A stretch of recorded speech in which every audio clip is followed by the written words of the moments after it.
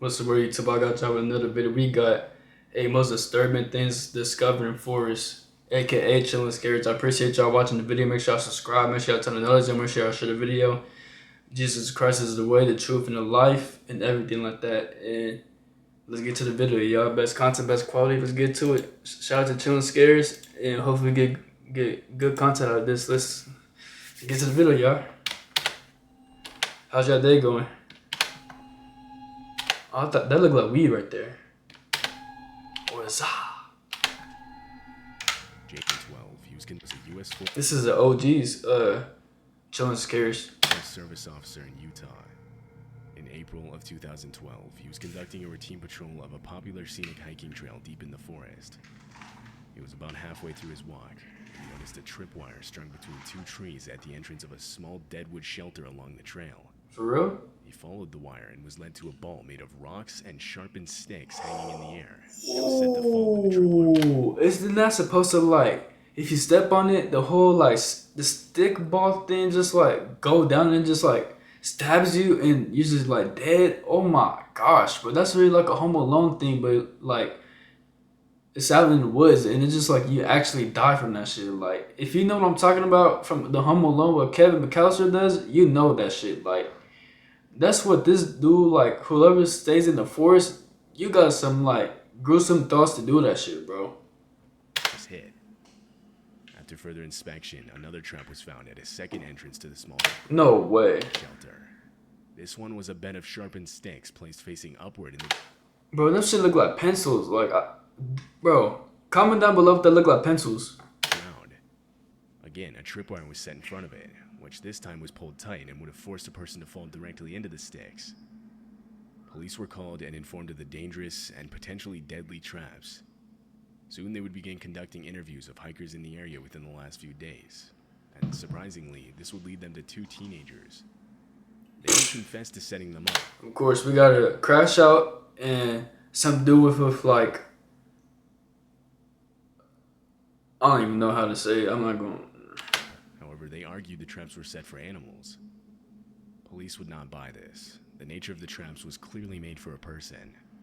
Plus, they were set way too close to a popular hiking trail that receives a lot of traffic. More specifically, at the entrances to a small shelter, which easily would have attracted a curious child or unsuspecting tourist. Weird people. In 2017, Ivan, a 30-year-old man from Russia, Ivan? went missing on a solo hike in the Shatura district of Moscow. When he initially didn't come back, his family... Bro, why is Chilling Scares voices more deeper than the one he does now? reported his absence to the police, and a search of the surrounding woods later commenced. But no results came from this search, and it was eventually called off with no findings whatsoever. Fast forward 2 years later to 2019, and a hiker in the same area called in to report the found remains of a human skeleton halfway buried under... Oh, I wasn't even paying attention. I was just like thinking some shit. Whoa. Fast forward 2 years later to 2019, and a hiker in the same area called in to report the found remains of a human skeleton. Oh my gosh, bro. Halfway buried... Is that a... Oh, never mind. No, it's not. Under leaves. This human skeleton was later confirmed to be of Ivan. What makes... Ivan? No, that's that dude from that picture. No. My prayers go out to him and rest in peace, Ivan. What I'm finding so disturbing, though, is what was found with the skeleton. Tied to the remains and nearby trees were multiple sets of handcuffs, locks, and chains. Ivan's tent was found close to the scene, leading police to believe he was attempting an isolated Houdini-type escape, chaining himself up and trying to free himself without any help, and that this ultimately went horribly wrong. One of his friends even later stated that this type of stunt was something he could see Ivan doing, as he would often practice survival skills in extreme conditions. But others believe Ivan was murdered, and that the crime scene was simply set up after the fact so that it would look like it was a tragic accident. Or he just committed suicide, God forbid. Ivan's official cause of death hasn't been determined. Then rest in peace of Ivan. Stop using ChatGPT and Google. Trust me when I tell you your professor's gonna notice you use ChatGPT for your research. It's May of 2016. He was 2016. walking a private forest trail in Harlan County in Kentucky. Suddenly, he sees something on the ground just slightly off the trail path. Mm-hmm. He gets closer and sees it's a trail camera. Trail cameras are waterproof outdoor cameras that are typically motion activated, with the purpose being to record wildlife. Most of them even have night vision capabilities. They're a somewhat common sight in the forest, so the man didn't give much thought to the discovery. Right. Although, this camera didn't have any memory card or batteries inside. It looked like it was abandoned, and so the man decided to take it with him. Later, the man recalls giving the camera to a friend. Mm-hmm. When his friend put batteries in the camera, an explosion immediately went off inside of it. The trail Oh. camera was rigged with explosives. They put a grenade or a detonator thing in there, or somebody called through it and then detonated. That were set to go off the second batteries were installed. The explosion was large enough to blow off some of the man's fingers and cause injury to his stomach. Oh. Police launched an investigation and found another camera on the trail rigged to explode. Eventually, the cameras were traced back to a man named Mark Sawaf, who was immediately identified as a suspect. Police were granted a search warrant to his home, and there they found all the equipment used to create the explosives. Wow. With a note that read, "Broken camera for a broken soul." Meanwhile, more reports of exploding cameras around the area were coming in. In response, police would take Mark back out into the forest and have him detail the locations of the remaining live explosive devices. But while in the forest with police, Mark would lunge at one of the officers' pistols in a last-ditch effort to get away. Police marked the remaining live explosive devices, while more reports of exploding cameras and have him detail the locations of the remaining live explosive devices. Police would take Mark back out into the forest and have him detail the locations of the remaining live explosive devices. But while in the forest with police, Mark would lunge at one of the officers' pistols in a last-ditch effort to get away. The physical altercation would result in Mark being fatally shot. Wow. Mark never revealed where his remaining trail cameras were before his death. Although, police believe there are numerous others within a 5-mile radius of those Kentucky woods, all of which just waiting to be discovered by some unfortunate person. Crazy. A group of women were at a picnic table near their lake house at Lake Michigan. They were playing cards together and having a good time when they were interrupted by an overbearing stench. It got so bad that the women began struggling to breathe, forcing them to cut their game short. They assumed a dead animal must have been nearby, and not knowing what else to do, they alerted their cabin's caretaker, Chauncey Bliss. Chauncey headed out to those woods, but instead of finding a dead animal, he followed the stench to another cabin he oversaw around half a mile away. He forced himself through the horrible odor closer towards the front door, but he quickly realized something was wrong. He noticed holes in the glass of the windows.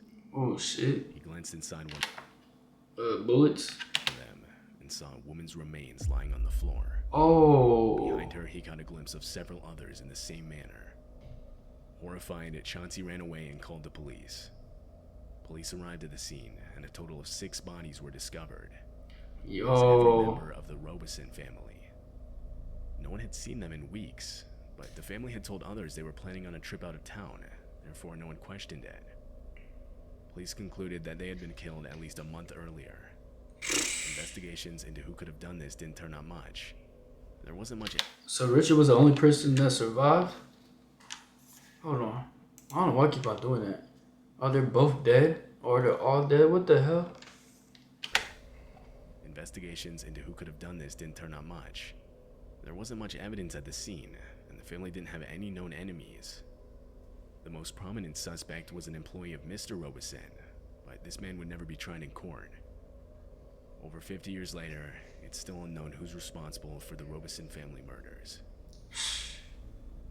They're probably dead by now, God forbid. Alright, true though. Alright, face it. Your life is a complete mess right now. The laundry's not folded, you haven't exercised in weeks, you're spending way too much money going out, and your doom scrolling habit is back. What you need is a GYST week. That stands for Get Your Shit Together. Matt Bell and a coworker were doing excavation work in the woods of Danville, Arkansas, when they came across a 32-pound old round ball in the ground. Matt thought it was an old cannonball from the Civil War and decided to take it home with him. The thing was dirty, and so he pressure washed the ball to try and clean it up a bit. While he was drying it on his counter, he snapped some pictures of it. The next day, he went to a Civil War museum to verify the object's authenticity. This is where he was informed that it wasn't a cannonball at all, Rather, a Civil War-era pressure-activated landmine that was still active. Oh shit. Matt was forced to take the explosive back home where he called police. 20 homes in the nearby area were evacuated, and a bomb squad was called in. The explosive was carefully taken to a landfill where it was safely set off. Matt recalls his coworkers throwing the mine to him out of a ditch when they first found it. Oh shit. That, along with multiple car rides and being pressure washed, Matt is extremely lucky the landmine didn't explode on him. Damn. In July of 2016, a construction worker was doing routine maintenance on the right lane of a section of road on Interstate 985 located in Georgia. At one point during his shift, the man had to relieve himself, and so he started walking into the forest just next to him. He got about 80 yards in when he noticed a large object on the ground. As he got closer, he realized it was a suitcase. Curious, he zipped it open. Inside, Suitcase? he saw a human skull. Bro. I should have known that was coming, but bro.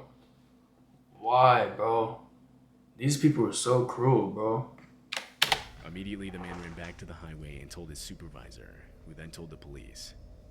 When they arrived, the man showed them to the suitcase. A full set of bones were discovered along with the skull.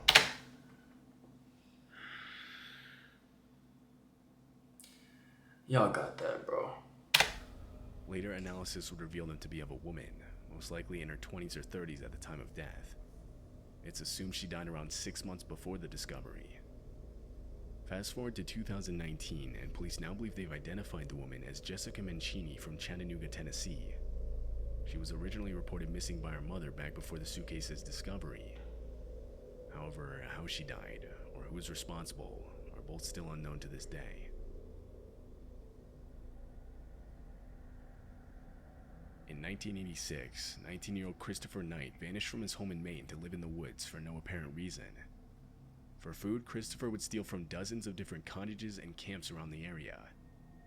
During his break-ins, he would also take things like clothing, camping gear, propane tanks, batteries, and other stuff. Interesting. People in the area were quickly made aware of his presence. Some even started intentionally setting out supplies for the guy just so he wouldn't break into their homes during the night. But even though his means of living were pretty well known in the area, if one thing was certain, he did not want to be found. Christopher went to extreme lengths to cover his tracks. For example, he would opt to never start a fire so that the smoke wouldn't reveal his camp's position in the woods. Winters would get extremely cold at around 10 degrees Fahrenheit, but Damn. still Christopher didn't start a fire, instead opting to cover himself in multiple sleeping bags. But as the years passed and security cameras became more common, Christopher's break-ins would eventually start showing up on security camera footage. Finally, 27 years after he left his home in Maine, he unknowingly tripped a surveillance sensor while routinely stealing food from a camp. Police were alerted and showed up to the scene. Damn. Christopher was still there, and the first human contact he had in years would be him being arrested. Police had finally found and caught the man responsible for thousands of burglaries in the area. Eventually, Christopher would show police his camp. It was filled with decades worth of stolen goods. Oh, yeah, I think I remember this. I remember the story of, like, I think this dude was, like, homeless or something like that. He was, like, isolating himself from everybody for, like, 20 or 30 years or something like that. And then he was just, like, taking, like, food from, like, the camping sites or something like that. And then he got caught with that. And then he went to jail for, like, amount of years or something like that. I remember that. Christopher was ultimately given 7 months in jail and 3 years Oh, I thought he had years. He had months. probation. We got another one? It's April 26th, 2021. The police department in Anchorage, Alaska received a disturbing phone call. The caller reports a freezer in the forest, found buried halfway into the ground. Inside of it, a body. Police rush out to the scene, and from the highway are led deep into the woods where the freezer was once again located. They opened it and were able to confirm the caller's claims. A few months later, police released more information about the finding. The man inside the freezer was 67-year-old Michael Tiefteller, who had lived nearby. Police were unable to identify how he was killed. It's also unknown when he was killed. He lived an isolated life. The last time he was known to be alive was 3 years prior in 2018, so Wow. it really could have been anywhere in that time frame. Whoever did this hasn't been found, and with nothing to go off of, This case was classified as cold, essentially from the beginning. Yeah. These 8 most disturbing things found in the forest is crazy. I ain't gonna lie. Like, but the one with the skull, with the with the luggage, and then the other one with the handcuffs and stuff like that. That shit really like kind of spooked me. I ain't gonna lie. That was like, damn, that shit kind of scary. I ain't gonna lie, but I appreciate y'all watching the video. Make sure y'all subscribe. Make sure y'all turn the notice and make sure y'all share the video. Jesus Christ is the way, the truth, and the life. And I'm gonna see y'all next video. Love y'all.